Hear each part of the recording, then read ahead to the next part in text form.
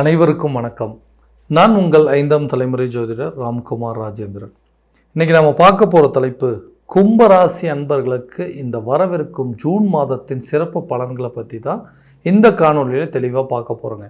ஆண்டுகோள்கள் உங்களுடைய ராசி அதிபதி, அதாவது உங்களுடைய ராசிக்கு 2ஆம் இடத்துல சனி பகவானுடைய சஞ்சாரம் நடந்துட்டுருக்குங்க.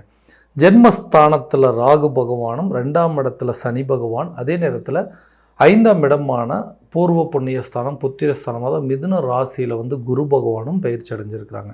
ஸோ இது கடந்த மாதத்திலேயே நடந்துருச்சுங்க. ஸோ இப்போது இந்த கேது பகவான் உங்களுடைய ராசிக்கு 7ஆம் இடத்துல சஞ்சாரம் பண்ணிட்டு, இதெல்லாம் ஆண்டு கோள்கள்ங்க.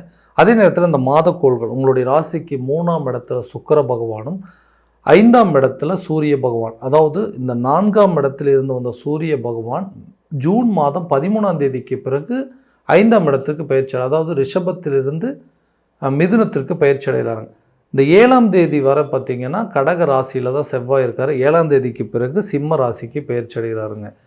ஜூன் 22ஆம் தேதி வரைக்கும் பார்த்திங்கன்னா மிதுன ராசியில் தான் புதன் இருக்காருங்க. 22ஆம் தேதிக்கு பிறகு மிதுனத்திலிருந்து கடகத்திற்கு பயிற்சி அடைகிறார். ஸோ இந்த நிகழ்வு காலகட்டங்களில் இந்த ஜூன் மாதத்தில் கும்பராசி அன்பர்களுக்கு எந்த விதமான அற்புதங்கள் மற்றும் சிறப்பு பலன்கள் கொடுக்க போகுது அப்படிங்கிறத தெளிவாகவும் துல்லியமாகவும் இந்த காணொலியில் பார்க்கலாங்க. நம்ம சேனலை ஃபஸ்ட் டைம் பார்க்குறோன்னா அந்த சப்ஸ்கிரைப் பண்ணிக்கோங்க, பெல் பட்டனை கிளிக் பண்ணி ஆல் ஆப்ஷன் கொடுத்துக்கோங்க. கும்பராசி அன்பர்கள் சனி பகவானை அதிபதியாக கொண்டவர்கள், தைரியசாலி அப்படின்னு சொல்லுவாங்க. எல்லா விஷயத்தையுமே தைரியத்தோடும் துணிச்சலோடும் செயல்படக்கூடிய நபர்கள். தன்னுடைய விஷயத்தில் எல்லாமே தன்னுடைய இஷ்டப்படி தான் நடக்கணும், தான் நினச்ச மாதிரி தான் நடக்கணும்னு சொல்லி ஒரு பிரின்சிபலோடு வாழக்கூடிய ஒரு சில ராசிக்காரர்கள் இந்த கும்பராசிக்காரர்கள். தனக்கு என்ன பிடிச்சிருக்கோ அதை தான் செய்வாங்க, தான் என்ன நினைக்கிறாங்களோ அதை தான் செயல்படுத்துவாங்க, அந்த மாதிரி ராசிக்காரர்கள். ஸோ இந்த ராசிக்காரர்கள் கடந்த சுமாராக சொல்லப்போனால் ஒரு 5 வருஷமாகவே சில பிரச்சனைகள் அப்படிங்கிறது சந்திச்சிட்ருக்கோம். எல்லா விஷயத்திலுமே தேவையில்லாதது. எப்போ இந்த சனி பகவான் உள்ள என்ட்ரி ஆனாரோ அப்போவே நமக்கு எல்லா பிரச்சனையும் வந்துருச்சு அப்படின்னு சொல்லிட்டு இந்த ஜென்ம சனியில் எல்லா விஷயத்திலும் தேவையில்லாத தேவையில்லாத சில பிரச்சனைகள், விரையச்சனி நடந்ததுங்க. அடுத்தது ஜென்ம சனி, இப்போ பாதச்சனியானது தொடங்கிடுச்சு.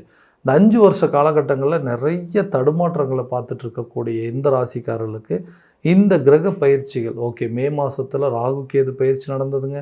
அடுத்தது சனி பயிற்சி நடந்தது, அடுத்தது குரு பயிற்சி நடந்தது. இது எல்லா விஷயங்களும் நடந்தது. இதனுடைய தாக்கங்கள் எப்போ இருந்திருக்குன்னு கேட்டிங்கன்னா கண்டிப்பாக இந்த ஜூன் மாதத்துலேருந்தே இருக்குங்க. தொழில் ரீதியாக சில முன்னேற்றங்கள் அப்படிங்கிறது இருக்கும். தான் இந்த மாதிரி ஒரு பிஸ்னஸை பண்ணணும் அப்படின்னு ரொம்ப நாள் ஆசைங்க. அதுக்கு ரொம்ப நாளாக பிளான் பண்ணி அதை கரெக்டான விதத்தில் செயல்படுத்தணும். அந்த செயல்படுத்தினதை அடுத்த லெவலுக்கு என்னால் கொண்டு போக முடியாமல் இருந்தது. ஏதோ ஒரு விதமான தடையும் தடுமாற்றமும் கொடுத்துட்டு இருந்தது. அந்த தடைகள் அகலக்கூடிய காலகட்டமாக இருக்க போகுதுங்க. இப்போது நீங்கள் பண்ணிகிட்ருக்கிற பிஸ்னஸை கரெக்டான லெவலில் சக்ஸஸ்ஃபுல்லாக கொண்டு போகிறதுக்கான சூழல் அப்படிங்கிறது நிச்சயமாக இந்த ஜூன் மாதத்துலேருந்து உங்களுக்கு நடக்க போகுதுங்க. ஸோ தொழிலில் நல்ல லாபத்தை சம்பாதிப்பீங்க. நீங்கள் நினச்சபடி உங்களுடைய பிஸ்னஸை அடுத்த லெவலுக்கு கொண்டு போவீங்க. அதில் நிறைய சக்ஸஸ்ஃபுல்லான ஒரு பிஸ்னஸ் உமேனாக இருக்கக்கூடிய அளவுக்கு இந்த கிரகங்களுடைய பலன்கள் உங்களுக்கு கண்டிப்பாக தொழில் ரீதியாக கொடுக்க போகுது. வேலையில் இருக்கக்கூடிய நபர்கள் இந்த வேலையை விட்டு வேறு வேலைக்கு போயிடலாம் அப்படிங்கிற அளவுக்குலாம் சில நேரத்தில் யோசிக்கிறீங்க. ஏன்னா அந்த வேலையை சரியான விதத்தில் செய்ய முடியல, அந்த என்னோடய வேலையை நான் கரெக்டாக செய்கிறேன்னா யாரோ பண்ணுற சில தவறுகள்னால அந்த செய்யாத தவறுக்கு நான் தண்டனை அனுபவிச்சிட்ருக்கிறேன். எதனால் எல்லா பிரச்சனையும் எம்எல்ஏ வந்துட்டுருக்குன்னு தெரியலைங்க. ஒரு தைரியம் இல்லை. நான் இந்த தவறை செய்யலைன்னு சொல்கிறதுக்கு கூட எனக்கு அந்த தைரியம் வரமாட்டேங்குதுங்க. எங்கே சொன்னால் இருக்கிறது ஏதாவது இழந்துருவோமோ, இந்த வேலையை தொலைச்சிருவோமோ, இல்லை தேவையில்லாமல் நமக்கு கெட்ட பேர் வந்துருமோன்னு சொல்லி தயங்கி நிறைய விஷயங்கள் செய்யாமல் போயிட்டு இருந்திருப்போம். இதனால் என்னென்னா கூட ஒர்க் பண்ணுறவங்களாம் நம்மளை எதிரியாக பார்க்குறதும், நம்மளுடைய உயர் அதிகாரிகள் கூட தேவையில்லாத கருத்து வேறுபாடுகள் அப்படிங்கிறது ஏற்பட்டுருக்கு. இந்த நிலை அப்படிங்கிறது மாறும். ஏன்னு கேட்டிங்கன்னா ஞானக்காரகனும் மங்களக்காரகன் என்று சொல்லக்கூடிய செவ்வாய் பகவானுங்க, ஞானக்காரகன் என்று சொல்லக்கூடிய கேது பகவான், இது 2 பேருமே 7ஆம் இடத்துல இணைகிறதுனால தொழில் ரீதியாகவும் நல்ல மாற்றம் இருக்கும். அதேமாதிரி நீங்கள் வேலை செய்கிற இடத்துல நிறைய முன்னேற்றங்கள் அப்படிங்கிறது இருக்கும். உங்கள் ப்ரொஃபைலில் நீங்கள் ஒரு இடத்துலேருந்து ஒரு இடத்துக்கு சேஞ்ச் பண்ணுறதுக்கான வாய்ப்புகள் அப்படிங்கிறது கட்டாயமாக இருக்க போதுங்க. ட்ரான்ஸ்ஃபர் சம்மந்தப்பட்ட அனுகூலங்களுக்கு உண்டான முயற்சிகள் கூட இந்த காலகட்டங்கள் எடுத்திங்கன்னா கண்டிப்பாக ட்ரான்ஸ்ஃபர் அப்படிங்கிறது கிடைக்கும். அரசு சம்மந்தப்பட்ட துறையில் இருக்கிறவங்களுக்கு கூட வெளியூரோ அல்லது வேறு ஊருக்கு ட்ரான்ஸ்ஃபருக்கு வாங்குறதுக்கு முயற்சி பண்ணிங்கன்னா கூட இந்த காலகட்டங்களில் அது கண்டிப்பாக சக்ஸஸ் ஆகுங்க. எக்ஸாம்ஸ் எழுதிட்டு கவர்மெண்ட் வேலைக்காக ட்ரை பண்ணுறவங்க கூட இந்த காலகட்டங்கள் உங்களுக்கு சாதகமாக இருக்கும். திருமணம் சம்மந்தப்பட்ட பந்தங்கள், திருமணம் அப்படிங்கிறது எனக்கு நடக்குமா நடக்காதாங்கிற ஒரு சில குழப்பங்கள் அப்படிங்கிறது வந்துருச்சுங்க. ஏன்னா நிறைய நாட்கள் இந்த திருமணம் சம்மந்தப்பட்ட விஷயத்துக்காக நிறைய முயற்சிகள்லாம் பண்ணிகிட்டு இருந்தேன். ஸோ எல்லா அலைன்ஸும் பார்க்குறாங்க, எல்லாமே கரெக்டாக அமையுது. ஆனால் திடீர்னு ஏதோ ஒரு காரணத்தினால அந்த திருமணம் அப்படிங்கிறது டிலே ஆகிட்டுருக்குது. ஸோ இந்த மேரேஜ் நடந்துருச்சுன்னா எனக்கு அடுத்தடுத்த லெவலுக்கு என்னுடைய வளர்ச்சிகள் கண்டிப்பாக நல்ல விதத்தில் கொண்டு போயிடும். ஆனால் திருமணம் அப்படிங்கிறதே நடக்காமல் போயிருமோ, சில நேரத்தில் வந்து இந்த கல்யாணமே பண்ணிக்க வேண்டாமே அப்படிங்கிற அளவுக்குலாம் யோசிச்சிட்டேன். ஸோ இதெல்லாம் ஒரு காரணமாக இருக்குது. அதே நேரத்தில் நிறைய பேர் முதல் திருமணம் அப்படிங்கிறது பிரச்சனையாச்சு, 2வது திருமணத்துக்காக வெயிட் பண்ணிகிட்ருக்கேன். அந்த வாழ்க்கையாவது நான் நினச்சபடி அமையுமா அப்படின்னு யோசிச்சுட்டு இருக்கிறவங்க கூட இந்த காலகட்டங்கள், ஏன்னா அந்த மங்களக்காரகனும் ஞானக்காரகனும் ஒன்றா சேரும்போது இந்த திருமணம் சம்மந்தப்பட்ட யோகங்கள் அப்படிங்கிறதெல்லாம் கட்டாயமாக இருக்க போதுங்க. ரொம்ப நாளாக வந்து திருமண தடைகள் இருக்கிறவங்களுக்கு கூட இந்த நேரத்தில் அந்த திருமணம் அப்படிங்கிற பந்தங்கள் ஏற்படுங்க. செகண்ட் மேரேஜ் சம்மந்தப்பட்ட ரிலேஷன்ஷிப் கூட கண்டிப்பாக நல்லபடியாக அமையும்.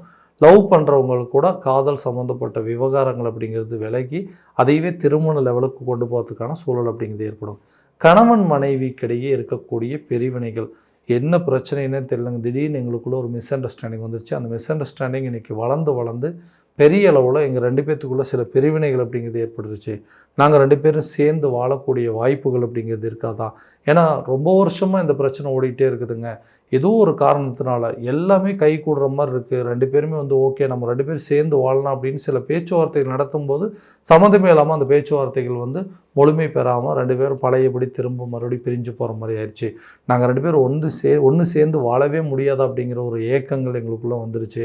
இதே நிலை நீடிச்சிட்டு இருந்தோன்னா கண்டிப்பாக இது டிவோர்ஸில் தான் கொண்டு போய் நிறுத்தும் அப்படிங்கிறது தெளிவாக தெரிஞ்சது. என்ன பண்ணுறதுங்க, இந்த குழந்தைங்களுக்காகவும் தன்னுடைய குழந்தைங்களுடைய எதிர்காலத்துக்காகவும் இந்த பிரச்சனையை கரெக்டான விதத்தை தீர்த்தாகணும். இதனால் நிறைய பேர் வந்து டிவோர்ஸ் வரைக்கும் அப்ளை பண்ணியாச்சு.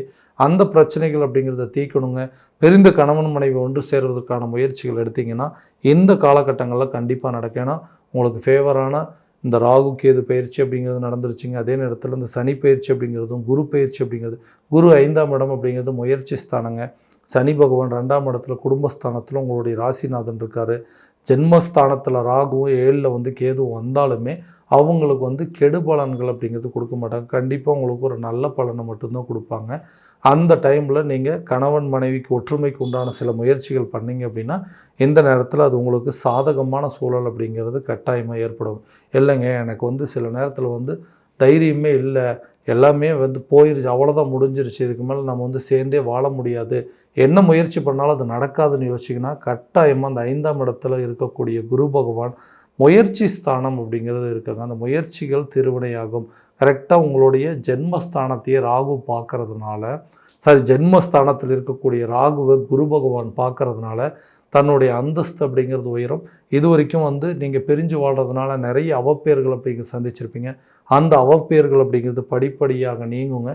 கணவன் மனைவி ஒற்றுமை அப்படிங்கிறது கண்டிப்பாக ஏற்படக்கூடிய காலகட்டங்கள். ஸோ வீடு வாங்கக்கூடிய யோகம் அப்படிங்கிறது இருக்குங்க. புதிய சொத்துக்களுக்கு உண்டான சேர்க்கை அப்படிங்கிறது கட்டாயம் வாய்ப்பு இருக்குது. ஏன்னா இந்த 7ஆம் இடத்துல கேது பகவான் சேர்க்கிறதுனால நமக்கு இடம் சம்மந்தப்பட்ட வீடு சம்மந்தப்பட்ட யோகங்கள் அப்படிங்கிறதுக்கு உண்டான முயற்சிகள் எல்லாமே உங்களுக்கு கை கொடுக்குங்க. புதிய வண்டி வாகனங்கள் வாங்கணுமா, அதுக்கு உண்டான முயற்சிகள் கூட இந்த நேரத்தில் நல்ல பலன்கள் அப்படிங்கிறது கொடுக்கும்.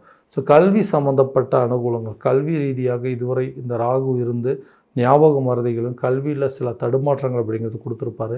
அந்த நிலைகள் அப்படிங்கிறது மாறுங்க. தான் எதிர்பார்த்த அளவு நல்ல ஸ்கோர் அப்படிங்கிறது இருக்கும். அதை வச்சு நீங்கள் விருப்பப்பட்ட கல்வி அப்படிங்கிறது துறையை தேர்வு பண்ணுறது, வெளியூர் போய் படிக்கிறோம் அல்லது வெளிநாடு போய் படிப்பதற்கான சூழலை, தான் விருப்பப்பட்ட கல்வியை தேர்வு செய்வதற்கான சூழல் அப்படிங்கிறது ஏற்படும். ஆரோக்கியத்தில் கண்டிப்பாக கவனம் அப்படிங்கிறது இருக்கணும். ஏன்னா இந்த 7ஆம் தேதி வரைக்கும் செவ்வாய் பகவான் நீச்சம் பெற்றிருக்கிறாரு. ரத்தம் சம்மந்தப்பட்ட பாதிப்புகள், உடல் ரீதியாக சில தொந்தரவுகள் அப்படிங்கிறது இருக்கும். இதனால் வந்து தேவையில்லாத டென்ஷன்கள், தேவையில்லாத கருத்து வேறுபாடுகள் இப்படிங்கிறது எல்லாமே ஏற்படுங்க. அந்த நிலையும் கொஞ்சம் கொஞ்சமாக விலகும். ஸோ ஆரோக்கியம் சம்மந்தப்பட்ட விஷயத்தில் கண்டிப்பாக முழு கவனம் செலுத்தணும். இந்த ஆரோக்கியத்தில் தேவையில்லாத பிரச்சனைகள் இருந்துச்சு அப்படின்னா கூட படிப்படியாக தீருங்க. இந்த நரம்பு சம்மந்தப்பட்டதோ எலும்பு சம்மந்தப்பட்ட பிரச்சனைகள் அப்படிங்கிறது ஏதாவது இருந்தது, ஸோ கண் சம்மந்தப்பட்ட பாதிப்புகள் இருந்தால் கூட இந்த காலகட்டங்களில் அதுக்கு உண்டான ட்ரீட்மெண்ட் எடுத்திங்கன்னா கண்டிப்பாக அந்த ஹெல்த் பிரச்சனை அப்படிங்கிறது உங்களை விட்டு தீருங்க. ஸோ இது வரைக்கும் நம்ம பார்த்ததெல்லாம் கோச்சார ரீதியான பலன்கள் மட்டும்தான். எந்த பலன்கள் அனைத்தும் உங்களுக்கு நடக்குமோ அப்படின்னா உங்களுடைய சுய ஜாதகத்தை முழுமையாக தெரிஞ்சுக்கோங்க. அதற்குண்டானபடி முயற்சி எடுத்திங்கன்னா கண்டிப்பாக நல்ல பலன் அப்படிங்கிறது கொடுக்கும்.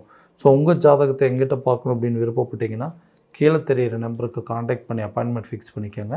அப்படி இல்லையா உங்களோட ஜாதகத்தை வாட்ஸ்அப் மூலமாக அனுப்பிச்சி வச்சிங்க அப்படின்னா தெளிவான முறையில் கணிச்சு துல்லியமான பலன்கள் உங்களுக்கு தெரியப்படுத்தப்படும். மீண்டும் அடுத்த காணொலியில் உங்களை சந்திக்கும் வரை உங்களிடமிருந்து விடைபெறுவது உங்கள் ராம்குமார் ராஜேந்திரன். நன்றி.